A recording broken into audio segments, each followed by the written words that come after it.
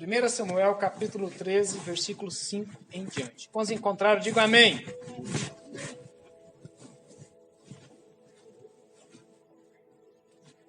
Bom, antes de começarmos a ler, Do 13 em diante? capítulo 13, versículo 5 em diante.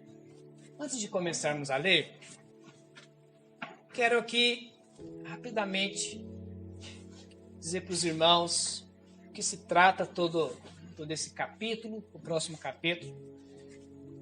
Bom, aqui nós iremos falar de um personagem que é muito pouco falado, muito pouco pregado sobre ele, a respeito do filho do rei Saul, Jonatas. Quem lembra desse personagem na Bíblia?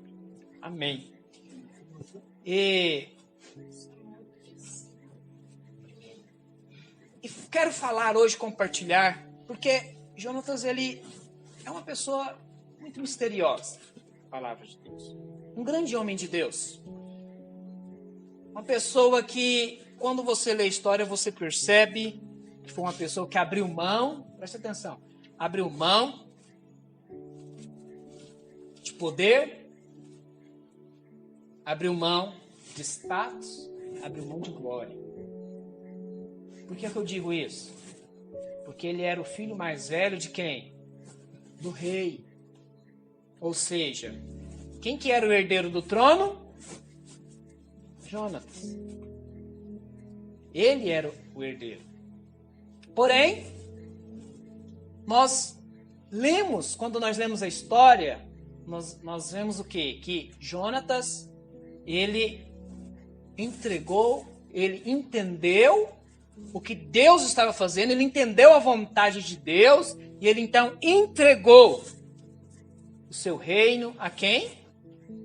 Quem lembra da história? A Davi. Amém, irmãos? Amém. Glória a Deus. Então, acontece que aqui em 1 Samuel 13, 5, já é o segundo ano do reinado do seu pai, de Saul, e Israel está em guerra. E acontece que chegou um tempo que mais de 30 mil homens estavam ali cercando Israel. Era um tempo muito difícil para Israel. E Deus então usa Jonatas para trazer livramento para Israel. É algo surpreendente. Somente ele, mais o seu escudeiro, eles fazem algo extraordinário. Deus os usa de forma extraordinária. E somente os dois, contra mais de 30 mil soldados, vence aquela guerra, vence a batalha e traz livramento para Israel. Posso ouvir o amém dos irmãos? Amém. Glória a Deus. Então, vamos ler a história. Reuniram-se os filisteus para pelejar contra Israel. 30 mil carros e 6 mil cavaleiros. E o povo em multidão como a areia que está à beira-mar. E subiram e se acamparam em Micmas, ao oriente de Bet-Aven. Então veja, a Bíblia que fala que eram quantas pessoas? 1.000 carros. Não era nem pessoas, era 30 mil carros. E 6 mil cavaleiros. Então vamos supor que aqui em cada carro, em cada cavalo, tem apenas um soldado. Quantos mil homens tinha aqui então? 36 mil homens. No mínimo. 36 mil filisteus contra Israel. Que coisa. Sabe, aqui filisteus fala de demônios. Aponta para demônios. E os filisteus aqui, eles estavam afligindo o povo de Israel. Sabe, estava ali oprimindo a nação de Israel. Sabe, é exatamente isso que o demônio faz. Ele oprime as pessoas. Muitas das vezes, oprime os crentes. Em muitas situações, crentes também são oprimidos pelo inimigo. E aqui essa nação estava sendo oprimida pelo inimigo. Por outro lado, temos aqui também o que? Israel. Israel aqui aponta para o quê? Aponta para os crentes. Amém? Aponta para nós nos dias de hoje. Enquanto os filisteus aponta para demônios. Então veja, eram muitos homens ali afligindo aquela nação, oprimindo aquela nação. Versículo 19. Ora, em toda a terra de Israel, nenhum ferreiro se achava, porque os filisteus tinham dito, para que os homens hebreus não façam espada nem lança. Segunda coisa que nós percebemos aqui, que era 36 mil homens contra uma nação completamente o quê? Desarmada. Entende isso? Não tinha nenhuma espada. Todos os soldados de Israel, eles iam com o quê? Com porretes, com enxada, né? Ia com ferramenta de trabalho para a guerra. Porque a espada mesmo, a arma de guerra, eles não tinham. Veja que cenário, que momento que essa nação que estava vivendo. E sabe de uma coisa, o que nós percebemos aqui? É exatamente essa a estratégia de quem? Do inimigo. É desarmar o quê? O povo de Deus. E como que o inimigo tenta desarmar o povo de Deus? A nação de Deus? Cegando-os quanto à palavra. Tirando deles o quê? A palavra. Amém, irmãos? Nós sabemos que a palavra, ela é o quê? É a espada do crente. Diga amém. Amém. Entende? E você é um soldado de Cristo. E todo cristão, ele deve andar sempre o quê? Armado. Porque o diabo é o leão que ruge, andando ao derredor. Então, todas as vezes que você sai, por onde você vai, você tem que estar armado com o quê? Com a palavra. Você tem que estar com a espada desembaiada. Porque quando o inimigo quiser te atacar, você tem que atacá-lo. E acredite, a única maneira de você vencer esse inimigo é por meio da palavra. Não existe outro meio. Não existe outra fórmula. Não é do seu jeito, da maneira que você acha melhor. Não é colocando seus problemas diante do inimigo. Não é chorando para o inimigo. Não é se humilhando para o inimigo. Nada disso. É com a palavra. Por isso a estratégia do inimigo sempre é desarmar. Entende isso? Porque aí depois fica fácil. Uma vez que não tem arma, uma vez que o povo de Deus está completamente desarmado, então fica fácil oprimir. Entende? Lá em Efésios, capítulo 6, versículo 17, diz: tomai também o capacete da salvação e a espada do Espírito, que é a palavra de Deus. Diga glória a Deus. A própria palavra nos ensina que a palavra do Senhor é o quê? É a espada do Espírito. Aleluia. Ainda em Hebreus 4:12, porque a palavra de Deus é viva e eficaz e mais cortante do que qualquer espada de dois gumes. Aleluia. Entende? Então sempre a Bíblia, ela mostra e ela ensina que a espada, ela é a palavra. Amém. Então, qual que é a estratégia do diabo? Desarmar você. Como que ele faz isso? Cegando você quanto ao entendimento da palavra. Trazendo desânimo sobre a sua vida. Para quê? Para você não ter disposição para ouvir a palavra. Para você não ter disposição para ler a palavra. Para não ter disposição para meditar, para confessar a palavra. Então essa é a estratégia dele, de alguma forma fazer com que você não seja alimentado. Uma vez que você não é alimentado, consequentemente você fica desarmado. fica vulnerável aos ataques do inimigo. Quantos estão entendendo isso? Por isso que o Senhor Jesus, quando ele foi tentado no deserto, o que ele usou contra o inimigo? Qual que foi a arma? Foi a espada da palavra, a espada do Espírito. O diabo veio, se tu és filho de Deus, mande que essas pedras se transformem em pão. O que o Senhor diz? Está escrito. Aí pela segunda vez, o diabo leva o Senhor a um lugar alto e fala, atira-te daqui abaixo. E o que o Senhor mais uma vez diz? Está escrito. Pela terceira vez, ele faz outra proposta. Tudo isso te darei se prostrado me adorares. E o que o Senhor diz? Está escrito. Aleluia. Sabe, a única maneira de você vencer os ataques do diabo é sendo um conhecedor da palavra. É conhecendo a mensagem. Sabe, é conhecendo as promessas. É sabendo de tudo aquilo que Deus tem para você. De cada promessa que Ele tem para você. Cada verdade que a palavra de Deus diz a seu respeito. Tudo aquilo que você é em Cristo. Você precisa ser conhecedor disso, amado. Isso é muito importante. Porque se você não tem conhecimento disso, você fica vulnerável. O inimigo, ele vem com a sua sutileza e ele então começa a persuadir você. Começa a destruir a sua vida.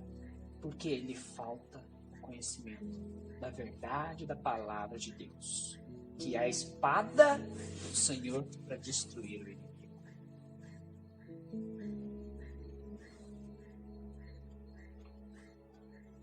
Agora, vamos avançar mais. Lá no versículo 22. Versículo 22. Sucedeu que, no dia da peleja, não se achou nem espada, nem lança na mão de nenhum do povo que estava com Saul. Que coisa! Não se achou espada e nem lança. O povo estava completamente desarmado. E continua dizendo: porém se acharam com Saul e com Jonatas, seu filho. Então só tinha duas pessoas aqui que tinham espada. Quem que era? Isso.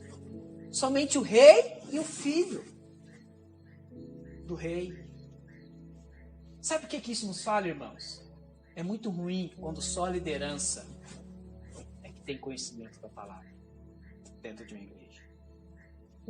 É muito ruim quando só o pastor é que prega a mensagem. É que ouve a mensagem. Só quando é a liderança é que tem conhecimento. Acredite, isso não é saudável. Porque não pense você que só a liderança tendo a espada, a igreja está guardada. Não é assim que funciona. A igreja toda precisa estar armada também. Amém? Precisa conhecer a palavra. E precisa guardar a mensagem no coração. Não pense você que é somente responsabilidade do seu líder, somente responsabilidade do seu pastor. Isso não cabe a você. Não. Cabe a você também, querido. Quando tem um endemoniado lá na sua escola, ou um endemoniado lá no seu serviço, seja onde você estiver, ou chega uma pessoa desesperada até você, ali chorando, amargurada, triste, querendo se suicidar, você tem que estar armado da palavra para expulsar e destruir o agir do inimigo na vida daquela pessoa e falar de Jesus para ela. Amém? Amém? Isso não é responsabilidade somente do seu líder. Cabe a você também. Isso é muito importante. Por isso, se arme. Ande armado. Sabe, eu louvo a Deus porque você está vindo para esse lugar. Sabe para quê? Para se armar. E quando você volta para sua casa, você volta completamente armado com a espada do Senhor. Você volta completamente habilitado, apto. Sabe o que você vem fazer aqui? Treinar. Aqui é um lugar de treinamento. E quando você sai, você vai colocar em prática tudo aquilo que você aprendeu aqui. Glória a Deus. Amém? Aleluia. Avançando. 1 Samuel, capítulo 14, versículo 1 em diante. Vamos ler. Sucedeu que, um dia, disse Jonatas, filho de Saul, ao seu jovem escudeiro: Vem, passemos à guarnição dos filisteus, que está do outro lado. Porém, não fez saber a seu pai. Veja bem, um belo dia, Jonatas, já cansado de ser oprimido pelo exército inimigo, ele então chama uma única pessoa. Quem que era esse? O seu escudeiro. Não sei se você sabe o que é escudeiro. Escudeiro geralmente é aquele que ajuda, auxilia o soldado na guerra. Às vezes leva ali algumas traias mais pesadas, ou leva o escudo, que é um pouco pesado, e descansa um pouco o soldado.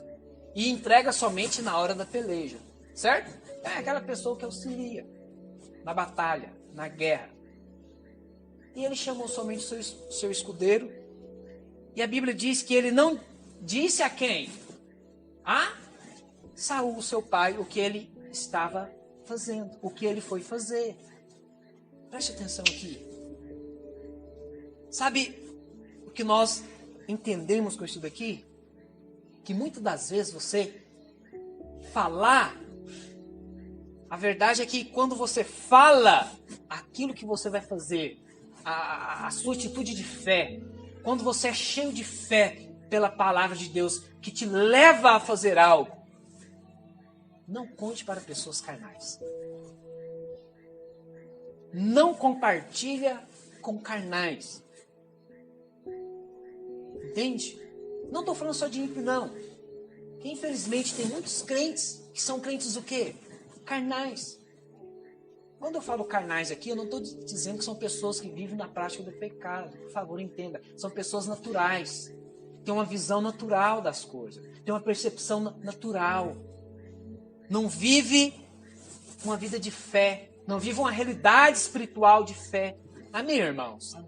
Entende? Então Saul aqui, infelizmente, ele era um rei, mas um rei o quê? Carnal. Percepção natural das coisas. Entende? Agora você imagina ele compartilhando: pai, eu e meu escudeiro, vamos lá batalhar contra aqueles 36 mil homens. O que ele falar? Não, meu filho, você está louco? De jeito nenhum. Isso não é fé, meu filho. Isso é burrice, isso é tolice. Não parece ser um conselho, um conselho sábio? Não, meu filho. Isso já é tolice, é burrice. Entende? Não compartilhe com pessoas carnais. Sabe por quê? Eles vão impedir você de prosseguir na fé. Eles vão querer impedir você de dar um passo de fé. Então não compartilhe. Os irmãos estão entendendo isso? Compartilhe somente com pessoas que vão motivar você. E quando você compartilhar, eles vão falar: amém, meu irmão. Amém, glória a Deus. Sabe, é bom demais andar com pessoas que está junto com você, que entende você e que está sempre lhe motivando você a viver em fé. E sempre quando você compartilha algo, eles dizem: amém, aleluia, vai na fé, vou orar junto com você, vai dar certo, Deus está nesse negócio. Isso é gostoso, mas é muito ruim quando você diz: vou construir esse ano, nesse próximo ano. Ih, mas logo agora, esse trem está tão caro. Mexe com isso não, moço. Por que vocês não alugam mesmo um prédio aí? Vocês ainda é uma igreja pequena. Sabe? Há coisas que não devemos compartilhar com pessoas incrédulas. Posso ouvir o amém dos irmãos? Amém, Jesus. Aleluia. Glória a Deus. Versículo 6. Disse, pois, Jonatas a seu escudeiro: vem, passemos à guarnição destes incircuncisos. Porventura o Senhor nos ajudará nisto, porque para o Senhor nenhum impedimento há de livrar com muitos ou poucos. Aleluia. Primeira coisa que nós entendemos aqui, às vezes nós lemos, né? Passemos a guarnição desses incircuncisos. A sensação aqui parece que ele está xingando o inimigo. Mas não. Ele não está xingando, muito pelo contrário. Quando ele fala aqui, passemos a guarnição desses incircuncisos, sabe o que ele está falando? Ele está lembrando da promessa. Entende? Ele está dizendo o seguinte: esse povo é incircunciso, ou seja, esse povo não tem uma aliança. Esse povo não tem uma promessa. Nós temos uma aliança. Deus fez uma aliança conosco. Nós é que temos uma promessa. Nós é que temos uma palavra de bênção a nosso respeito. Aleluia. Então, preste atenção. Quando ele não foi por ele mesmo. Ele não foi confiado nele mesmo. Ele foi debaixo de uma promessa. Ele foi debaixo de uma palavra. Diga amém. Amém. Aleluia. Glória a Deus. Então a palavra de Deus, ela é perfeita. Ela mostra o que motivou ele aí. Certamente ele lembrou da promessa do Senhor. Ele lembrou da palavra. Então quando ele fala em circunciso, ele está deixando claro que havia para eles uma promessa. Que Deus havia feito uma aliança com a nação de Israel. Por isso ele sabia que não era vontade de Deus que a nação de Israel vivesse oprimida pelo inimigo. Não era essa vontade de Deus. Pelo contrário, a nação de Israel iria destruir os inimigos. A nação de Israel seria um povo muito mais poderoso do que todos os povos da terra. Amém? Aleluia, Jesus. Uma nação que foi colocada num lugar que manda leite e mel, um lugar de alegria, um lugar de deleite, um lugar de satisfação. Mas estava sendo o contrário. Estava sendo um lugar de opressão. Entende? Por isso, não aceite isso na sua vida. Não aceite derrota. Não aceite opressão sobre você. Sabe, não aceite viver debaixo de condenação. Porque há uma promessa. Há uma palavra sobre a sua vida. Há uma aliança que já foi feita há mais de 2000 anos atrás na cruz do Calvário. Amém, irmãos? Amém, Jesus. Por isso, Glória a toma Deus. parte da vitória. Toma posse da vitória na sua vida. Sim. Porque é a promessa de Deus para nós. Aleluia! Versículo 7. Perdão, ainda, continuando no versículo 6. Ele diz: porventura o Senhor nos ajudará nisto, porque para o Senhor nenhum impedimento há de livrar com muitos ou poucos. Isso é fascinante. Sabe, esse momento aqui é muito fascinante na palavra. Por quê? 2 homens estavam indo contra um exército. 2 pessoas. Mas ele fala. Ele está indo em fé, porque ele fala: não é eu, não é você. É o Senhor. E para o Senhor, Ele é um Deus que não interessa se é muito ou pouco, Ele dá o livramento. Mesmo sendo 2, Deus dá o livramento. Amém, irmão? Amém. Amém. Deixe-me dizer algo para você, querido. Não pense você que grandes coisas, grandes obras, somente igrejas grandes é capaz de realizar. Somente igrejas ricas que é capaz de realizar. Não, querido. Se é Deus que está no nosso meio, Deus pode fazer com muitos ou com poucos. Amém? Amém. Em nome de Jesus. Não é a quantidade, mas é a fé. É pegar e tomar posse da mensagem, da palavra, da promessa. E ir fundados, firmados nessa palavra. Independente se é muito ou se é pouco. Mas se é Deus, Ele vai dar a vitória. Amém. Essa é a verdade. E é isso que eu quero hoje liberar sobre a sua vida. Para que você possa viver debaixo dessa verdade. Aleluia. Versículo 7. Então o seu escudeiro lhe disse: fazer tudo segundo inclina o teu coração. Eis-me aqui contigo, a tua disposição será minha. Oh, irmãos, como é bom ter líderes assim, não é verdade? Sim ou não? Amém. Irmãos, vamos construir nesse próximo ano. Aleluia, pastor! Estamos juntos! A disposição do Senhor é a nossa! Pode contar comigo! Nós vamos avançar e nós vamos construir. Em nome de Jesus. Sabe, precisamos de irmãos assim. Aleluia. Sabe, eu oro e peço a Deus, Senhor, eu quero pessoas como esse escudeiro de Jonas para caminhar ao meu lado. Com essa mesma disposição. Sim. Sabe, com esse mesmo espírito. Aleluia. Oh, como isso é precioso. Amém? Amém. Então esse escudeiro nos fala disso. De pessoas que andam do nosso lado com essa mesma disposição.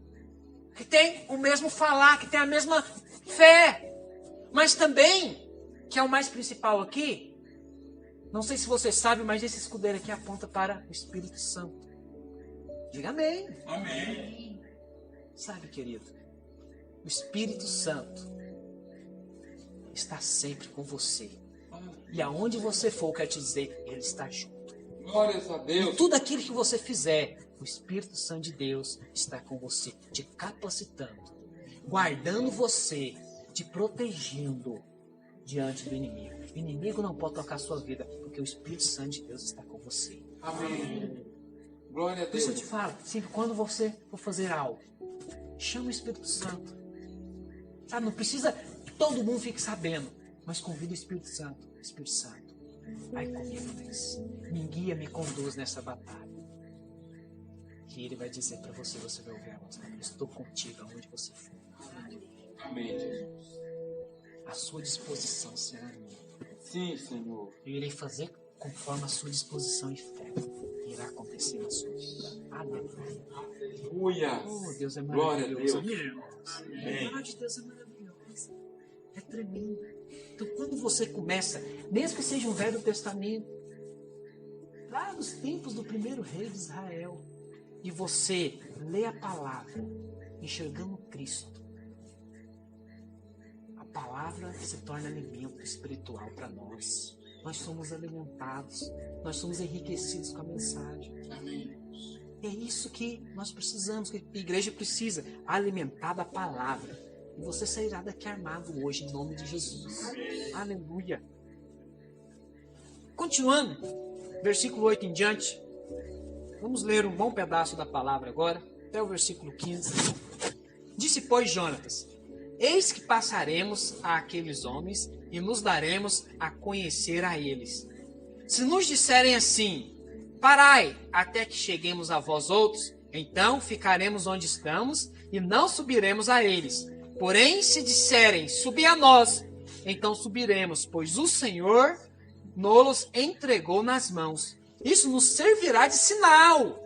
Dando-se, pois, ambos a conhecer a guarnição dos filisteus, disseram estes, eis que já os hebreus estão saindo dos buracos que se tinham escondido.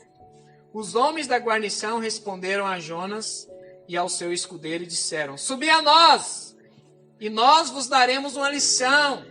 Disse Jonas ao escudeiro, sobe atrás de mim, porque o Senhor os entregou nas mãos de Israel. Então trepou Jonas de gatinhas e o seu escudeiro atrás, e os filisteus caíram diante de Jonas, e seu escudeiro os matava atrás. Sabe, eu quero dar uma pausa aqui, irmãos. Porque essa cena aqui é um negócio assim. Acredito que os irmãos nunca prestaram atenção nesse texto. Sabe, primeira coisa é o sinal que Jonas pede aqui. Mas o que impressiona é o sinal que, aos olhos naturais, é uma coisa muito óbvia. Não é algo, o sinal não é algo sobrenatural. Entende o sinal que ele pede a Deus? Então qual foi o sinal que ele pediu? Olha o sinal dele, presta atenção. Se você não entendeu aqui na palavra. Ele fala o seguinte, olha,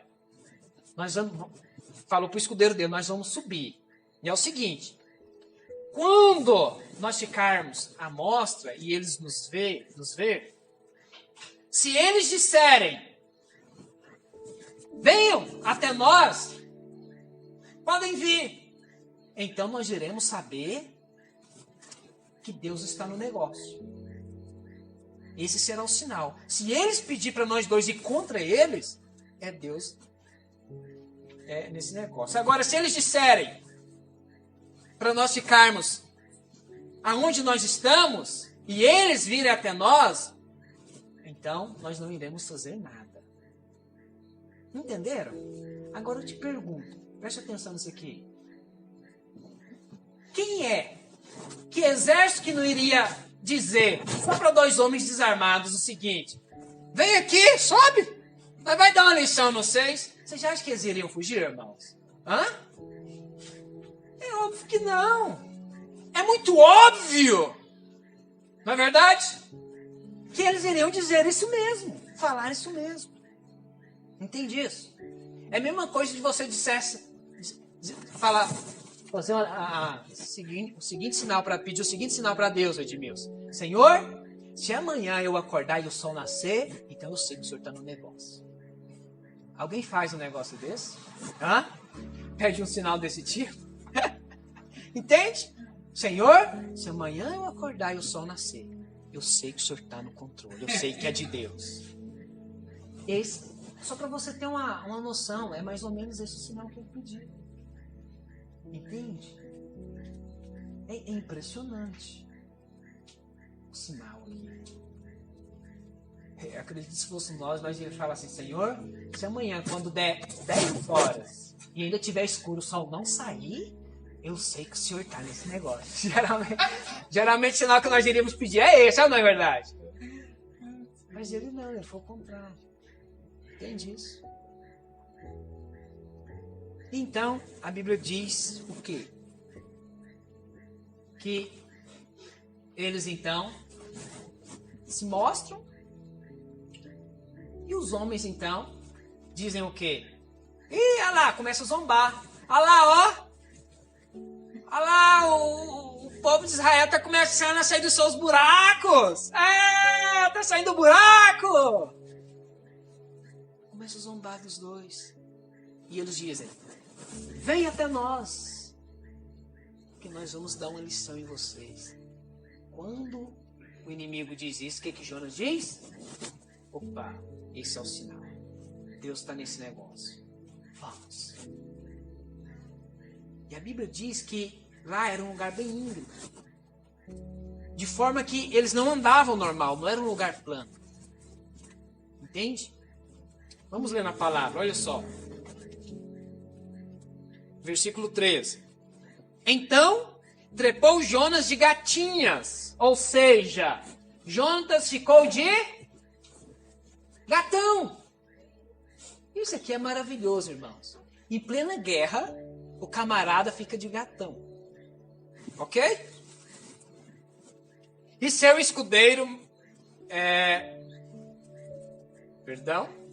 ficou de gatinhos e seu escudeiro atrás, e os filisteus caíram diante de Jonatas, e o seu escudeiro os matava atrás. Às vezes parece um negócio meio difícil de entender. Vem cá, senhor, nós vamos fazer um teatro aqui. Certo? Pra vocês entenderem. Então era um lugar que você tinha dificuldade para subir. Certo? Você não andava assim normal, não era um lugar plano, era um lugar bem subida. Então, a maneira mais confortável que Jonas achou para subir foi de que maneira? O que é isso? Ó? De gatão. E o escudeiro dele pegou a espada de Jonas e ficou de que maneira? Atrás. E aí, quando os soldados vinham, eles começaram a o quê? A cair, porque esbarravam em Jonas, entende? Tropeçava e caía. E o escudeiro? Atrás só, golpeando a espada. Amém. Obrigado, senhor. A salva de palmas para o Suelta. Entendeu o que a palavra de Deus está dizendo aqui, irmãos? Vamos ser francos, olha para cá. Em meio a uma batalha, a atitude de Jonatas e seu escudeiro parece brincadeira de criança. É ou não é verdade? Parece brincadeira de criança. Vamos continuar lendo? Olha só o que aconteceu depois.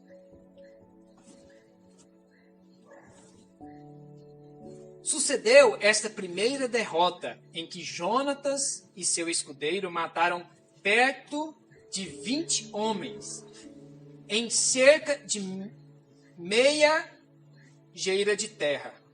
Houve grande espanto no arraial, no campo e em todo o povo. Também a mesma guarnição e os saqueadores tremeram. E até a terra se estremeceu. E tudo passou a ser um terror de Deus. Uau! De repente, o povo começou a ter um grande temor. A terra, ela tremeu, teve um terremoto. Houve um grande espanto no meio do exército inimigo depois disso. De tal forma que eles começaram a matar uns aos outros. Entende? Eles não sabiam mais quem que era o inimigo. E eles começaram a matar um ao outro. Olha para cá, deixa-me dizer algo para você. Houve aqui algo sobrenatural. Sabe por quê? Porque um homem se levanta debaixo de uma palavra, debaixo de uma promessa. E ele vai contra o inimigo. Mas ele não vai desarmado. Ele foi com a espada. Amém? Ele foi com a palavra, debaixo de uma promessa. E o inimigo não pôde resistir. O inimigo foi completamente abalado. Houve um grande pavor ali. Porque Jonatas, ele não estava sozinho. A vida de Deus, o Espírito de Deus estava com ele, que aqui é representado pelo escudeiro. Posso ver o amém? Aleluia, Jesus. Algo sobrenatural aconteceu. Amém, Jesus. Algo sobrenatural. Poderoso isso daqui. Algo muito extraordinário. Meu Deus do céu, que coisa maravilhosa. Versículo 17. Então disse Saul ao povo que estava com ele: Ora, contai e vede quem é que saiu dentre nós. Olha a atitude do rei. O inimigo está ali todo confuso, se matando. O que o rei tinha que fazer naquele momento? Deus já tinha que dar a vitória. O que o rei tinha que fazer? Prontamente e contra.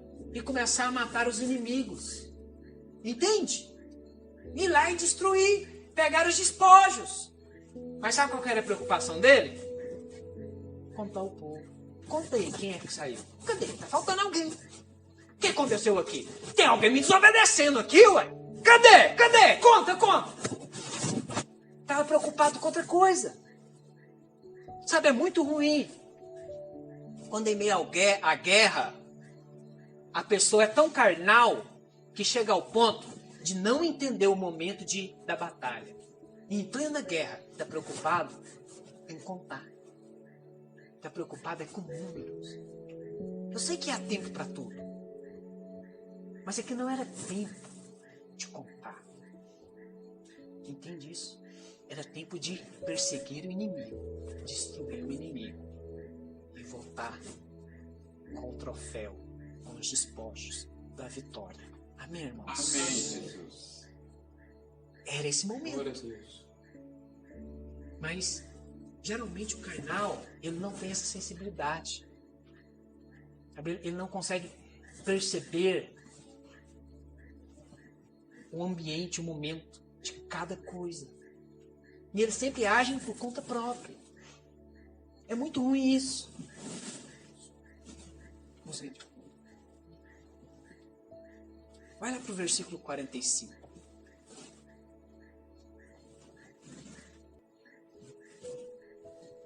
Deixa eu resumir aqui para você. Sabe o que aconteceu? Olha para cá, para você entender. Depois você pode ler também na sua casa, com mais tempo. Aconteceu que Saul, ele fez com que todo o seu exército, o exército de Israel, ficasse sem comer. A promessa que ele fez. Ele falou, quem comer vai morrer. Não é para comer. Só que quando ele disse isso, quem é que tinha saído e que não ouviu ele falando isso? Jonas, seu filho e o escudeiro. Eles não ouviram. Então chegou um momento que eles estavam ali correndo, depois de toda aquela confusão, o inimigo fugindo e eles correndo atrás, que o povo já não aguentava mais, o povo de Israel, porque estavam sem comer já muito tempo. Estavam já desfalecendo, muito exaustos, cansados. E eles pegaram em um lugar que tinha muito mel. De tal forma que tinha mel no chão, mel caindo no chão. E aí Jonatas, o que ele faz? Ele pega com a ponta da vara, pega mel e leva na boca. E quando ele come aquele mel, a Bíblia diz que os olhos dele brilharam. Brilharam. E aí, um soldado que estava perto e viu, falou assim, seu pai disse que não era para comer, e quem comer vai morrer. E ele, poxa, que pena, porque hoje era dia de perseguir o inimigo. Sabe, liderança que muitas das vezes não tem sensibilidade das coisas, irmãos. Pessoas carnais. Precisamos aprender a ter discernimento espiritual das coisas. Há tempo para tudo na vida. Não era tempo de jejuar. Era tempo de preparar o povo, entende? Fortalecer o povo, capacitar o povo, estarem bem fortes para a guerra. Mas ele fez foi enfraquecer. Entende isso? E sabe o que aconteceu? Aconteceu que depois que o rei Saul chega ali, ele ouve dizer que o povo então entrou na mesma onda de Jonas, eles começaram a matou um animal lá e começou a comer carne com sangue, e isso chegou até os ouvidos do rei. O rei ficou furioso, e o rei chegou e falou assim, tem pecado aqui, tem pecado no nosso meio. E ele mandou então separar, colocou ele e o seu filho Jonas para um lado e o povo para o outro lado. E ele pediu para lançar a sorte, para saber em quem estava o pecado, se era no povo de Israel ou se era ali na liderança. E aí a sorte caiu em quem? Liderança. Caiu ali no lado do rei Saul e Jonatas. E o rei então viu aquilo ali e mandou tirar a sorte só entre os dois, para saber quem é que estava em pecado. E a sorte caiu em quem? Em Jonatas. E ele disse, diga, o que você fez? E Jonas então contou, não, eu não sabia de nada, eu estava lá cansado, eu vi mel, estendi a ponta da vara e levei na boca, comi mel e meus olhos brilharam.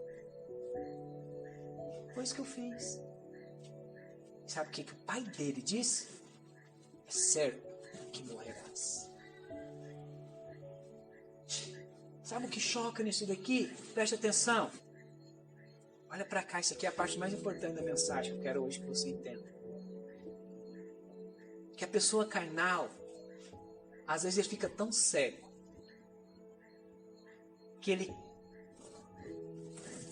perde até a noção de quem é o inimigo. Era momento dele perseguir o inimigo.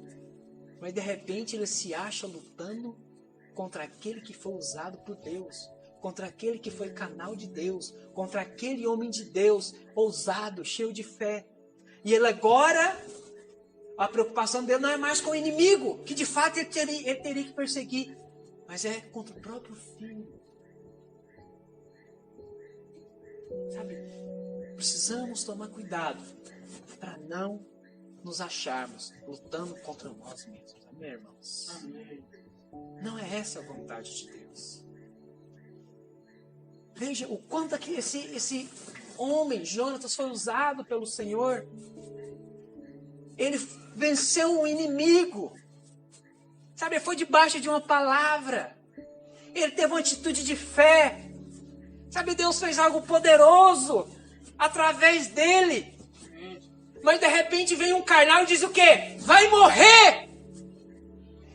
Por quê? Só porque Deus foi comigo? Só porque eu tive o favor de Deus? Só porque algo poderoso Deus fez através de mim, agora eu vou morrer? É esse o motivo? Não é porque você me desobedeceu. É porque você comeu o que não deveria comer. Esse é o problema. Porque o carnal, ele é religioso. Ele é religioso. Tem que seguir as regras. Tem que andar engomadinho. Ai, se você andar com bermuda. Ai, se você passar maquiagem. Ai, se você fizer isso, aquilo, outro. Vai morrer. Entende? Esse é o religioso. Está preocupado com regras. Precisamos ser uma igreja espiritual, amém, irmãos? Amém, Jesus. Não um povo que vive preocupado com regras. Se não for assim, tem que ser assim, tem que ser desse jeito, não. Mas tem que ser um povo que vive uma realidade espiritual. Aleluia, Jesus. Um povo que tem um escudeiro do lado, que é o Espírito Santo, que é a presença do Senhor. Amém, Jesus. Sabe, um povo que quando tem um escudeiro do lado, que é o Espírito Santo, vence qualquer batalha, vence qualquer guerra. Glórias a Deus. E ele está pouco preocupado com regras, com leis, com mandamentos humanos. Ele está pouco preocupado com isso, ele nem lembra disso. A preocupação com ele é vencer o inimigo, derrotar o inimigo. Aleluia. Irmãos. Isso é poderoso.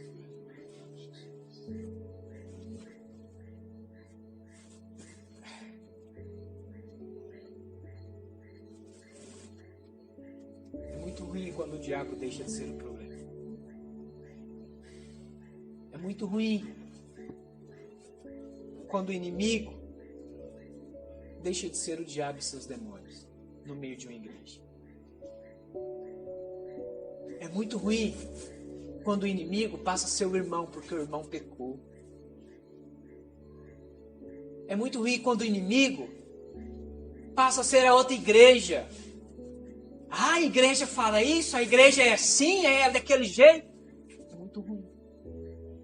Porque muitos, porque são naturais, são carnais,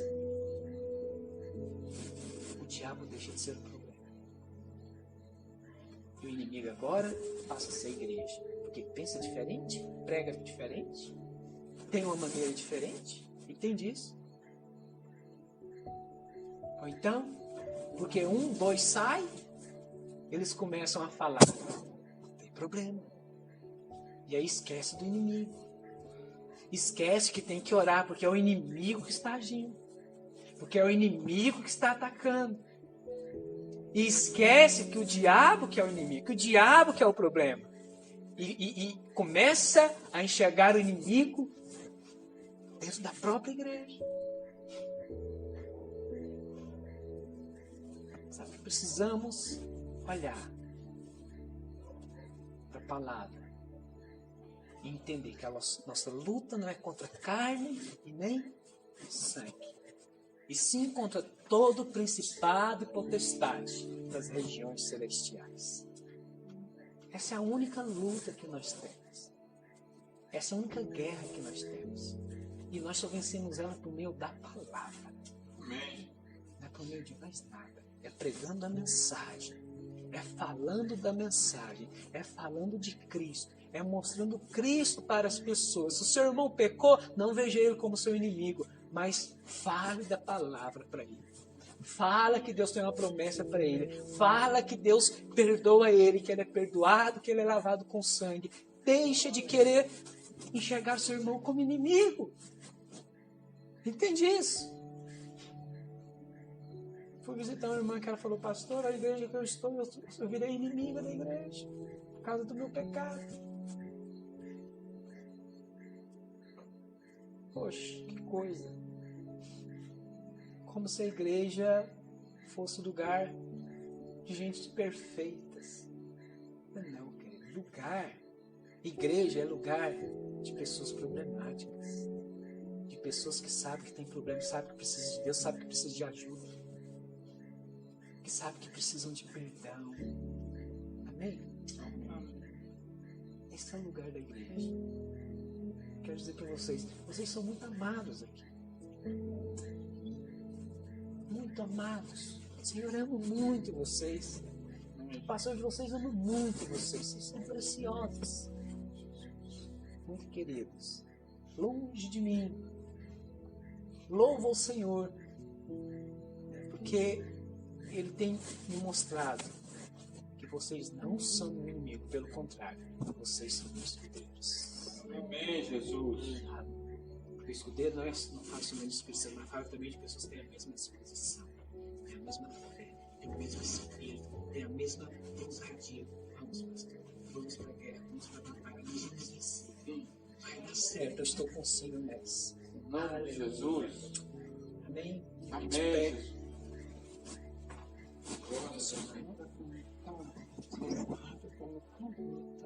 Deve ser o que eu preciso.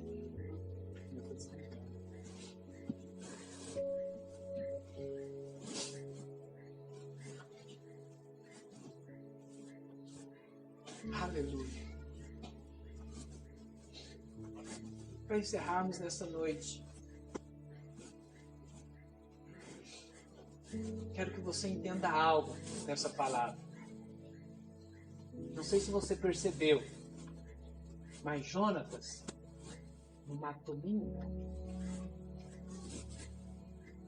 Nenhum. Quem que matou? Foi quem? O escudeiro.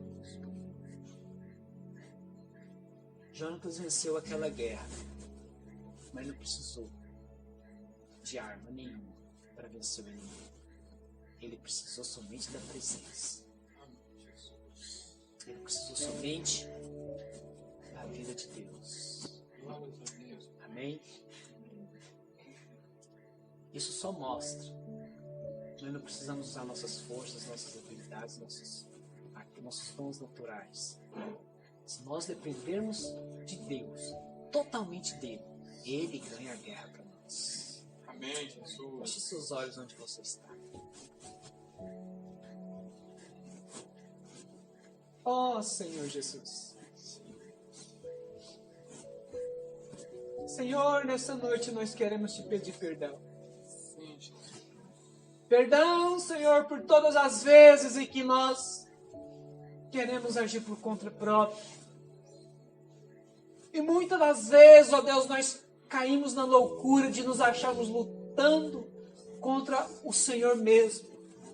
Nos achamos lutando contra o nosso irmão. Nos achamos lutando contra os nossos irmãos de outras congregações.